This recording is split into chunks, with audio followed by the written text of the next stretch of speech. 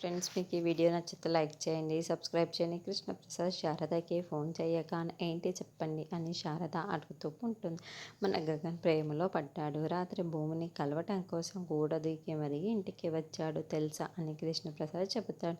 గగన్ భూమిని ఇష్టపడడం కాదు, ప్రేమిస్తున్నాడు అని కృష్ణప్రసాద్ చెప్పడంతో శారదకి ఏమి అర్థం కాక నేను మళ్ళీ కాల్ చేస్తాను అని ఫోన్ పెట్టేస్తూ ఉంటుంది.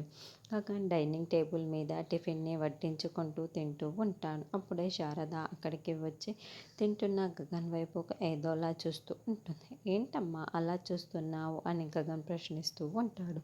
నిన్న రాత్రి భూమిని కలవడానికి వెళ్ళావా అని శారద ఒక్కసారిగా అడగటంతో తింటున్న గగన్కి మారిపోయి దగ్గుతూ ఉంటాడు. పక్కనే కూర్చొని తింటున్న పూర్ణి వైపుకు చాలా కోపంగా ఉరిమి చూస్తూ అయ్యో నాకేం తెలియదన్నా, నేనేం చెప్పలేదు అని పూర్ణి తలుపుకుంటూ చెబుతుంది.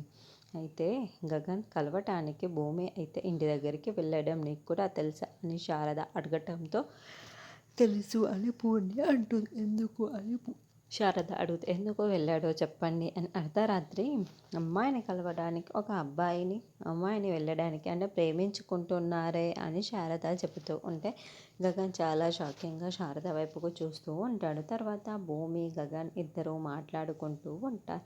భూమి ముందు గగన్ నిల్చొని నేను ప్రేమిస్తున్నాను అని చెప్పటం కంటే మేము ప్రేమించుకుంటున్నాం అని చెప్పటంలో కిక్కుంటుంది అని పూర్ణి వైపు చూస్తూ స్మైల్ ఇస్తూ నవ్వుతూ చెబుతూ ఉంటే చాలా బాగుంటుంది అని కరెక్టే కదా అని గగన్ అంటే అవును అంటూ భూమి తల ఊపుతూ ఉంటుంది. శారద గగన్ని అడిగినప్పుడు తింటున్నప్పుడు ఏ డ్రెస్ అయితే వేసుకొని ఉంటాడో ఇప్పుడు అదే డ్రెస్లో భూమికి ఈ విషయాలన్నీ చెబుతూ ప్రేమ గురించి చెప్పేసి ఉంటాడు.